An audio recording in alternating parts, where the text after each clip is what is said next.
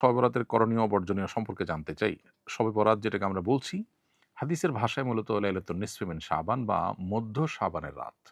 এই মধ্য শাবানের রাত, এ রাতের করণীয় বলতে আল্লাহ তাআলা এ রাতে বান্দাকে সাধারণ ক্ষমা ঘোষণা করেন হিংসুক এবং শিরকে লিপ্ত সে সমস্ত মানুষগুলো ছাড়া। অতএব কারো প্রতি শত্রুতা, বিদ্বেষ, হিংসা পোষণ করা কিংবা শিরক থেকে বেঁচে থাকাটা হলো আমাদের কর্তব্য, যাতে করে সাধারণ ক্ষমার আওতায় আমরা পড়তে পারি। এ রাতে সারারাত জেগে নামাজ পড়ার জন্য স্পেশাল বা বিশেষ কোনো নির্দেশনা, কোনো বিশুদ্ধ হাদিস দ্বারা প্রমাণিত হয়নি। তবে এ রাতের ফজিলত সম্পর্কিত আরও বিভিন্ন হাদিস বর্ণিত হয়েছে, যেগুলো বেশিরভাগই দঈফ।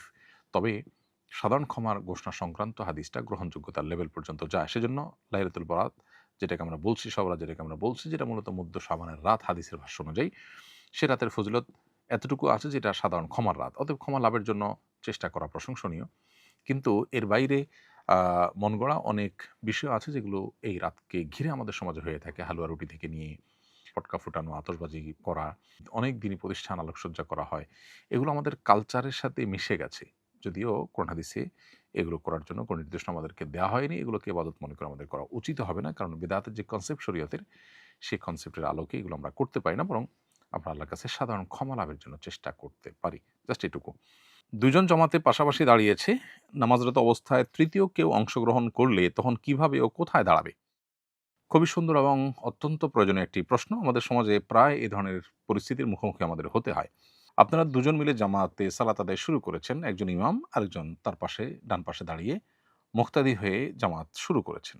এর মধ্যে তৃতীয় কোনো ব্যক্তি যদি এসে আপনাদের সাথে জয়েন করতে চান, তাহলে সেক্ষেত্রে তিনি এসে ইমামের গায়ে হাতে আলতো করে টাচ করবেন, বা কোনোভাবে ইমাম যখন নিশ্চিত হবেন যে হ্যাঁ, আরেকজন আমাদের সাথে এখন জয়েন করতে যাচ্ছে, তাহলে সেক্ষেত্রে ইমাম সাহেব সামনে জায়গা থাকলে সোজা সামনে চলে যাবেন। আর ওই ভদ্রলোক যিনি পরে এসছেন, তিনি মুক্তাদির পাশে দাঁড়িয়ে যাবেন। আর যদি ইমাম সাহেবের জন্য সামনে যাওয়ার মতো জায়গা না থাকে, তাহলে সেক্ষেত্রে যে মুক্তাদি আছেন, তাকে আলতোভাবে ধরে পেছনের দিকে টান দিবেন, অথবা ইশারা দিবেন যেন তিনি পেছনের দিকে চলে আসেন। তিনি পেছনে বরাবর চলে আসবেন। কেবলার দিকে যে তার বডি আছে, সেটা যেন এদিক সেদিক না হয়ে যায়। হালকা এদিক সেদিক হলে সমস্যা নেই, তিনি বরাবর পেছনে আসবেন। এবং তখন দুজন মুক্তাদি একসাথে দাঁড়াবেন, আর ইমাম তো তার জায়গায় দাঁড়িয়ে আছেন। এভাবে সালাত আদায় করবেন। আর যদি সামনে অথবা পেছনে যাওয়ার কোনো জায়গা না থাকে, এমন জায়গা যে মুক্তাদিও পিছনে আসতে পারবে না, আবার ইমাম সাহেবও সামনে যেতে পারবেন না, অথবা ইমাম মুক্তাদি কেউ আসলে এই মাসআলা জানেনই না, যার কারণে তাদেরকে টানতে গেলে অথবা টাচ করতে গেলে তারা ভুল বুঝবেন, বরং তারা জিনিসটা জানেনই না, তাহলে সেক্ষেত্রে আপনি ইমামের বাম পাশে দাঁড়িয়ে, ডান পাশে তো একজন মুক্তাদি আসেনই, আপনি বাম পাশে দাঁড়িয়ে সালাত শুরু করতে পারেন। কোনো অসুবিধা নেই, নামাজ হয়ে যাবে, জামাত হয়ে যাবে। যদিও একাধিক মুক্তাদি থাকলে তখন ইমামের কর্তব্য সামনে আর মুক্তাদির পেছনে দাঁড়ানো। কিন্তু কোনো কারণে পাশাপাশি দাঁড়িয়ে সালাত আদায় করলেও সেটা হয়ে যাবে, কারণ এই সামনে পিছিয়ে করে দাঁড়িয়ে নামাজ আদায় করার বিষয়টা ফরজ কিংবা ওয়াজিব লেভেলের বিষয় না, এটা সুন্নাহ পর্যায়ের জিনিস। বিধায় এটা করতে পারলে ভালো, কোনো কারণে না করা গেলেও নামাজ হয়ে যাবে। অবন্টিত উত্তরাধিকারের টাকার জাকাত কে দিবে? বাবা, মা বা যেকোনো মানুষ মারা যাওয়ার পর তার যে সম্পদ তিনি রেখে যান, এটা তো ওয়ারিসদের হক হয়ে যায়।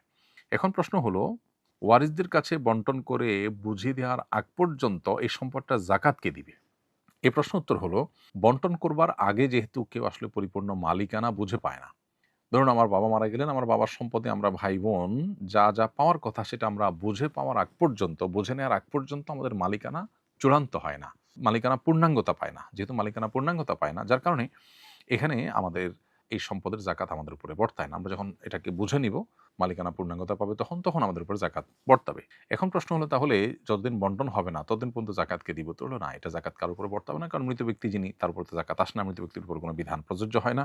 আবার দ্বিতীয়ত হলো, মৃত ব্যক্তি এটার মালিকও না।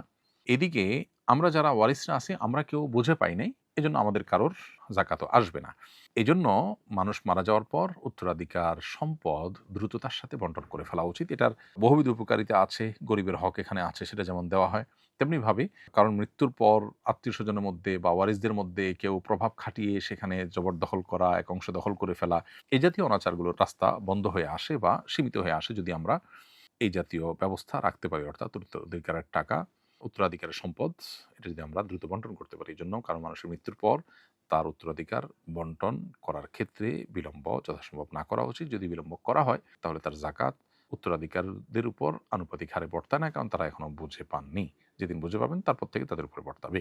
আত্মীয় ব্ল্যাক ম্যাজিক করে তার দাওয়াতে গেলে খাবারে কিছু মেশাতে পারে, এমত অবস্থায় তার দাওয়াত গ্রহণ না করলে কি গুনাহ হবে? আপনার আত্মীয় খাবারের মধ্যে কিছু মেশাতে পারে, এটা যদি জোরালো সম্ভাবনা থাকে, প্রকট সম্ভাবনা থাকে এবং এটা যদি কোনো অহেতুক সংশয় সন্দেহের বিষয় না হয়, তাহলে সেক্ষেত্রে আপনার আত্মীয়ের দাওয়াতে আপনার যাওয়া উচিত।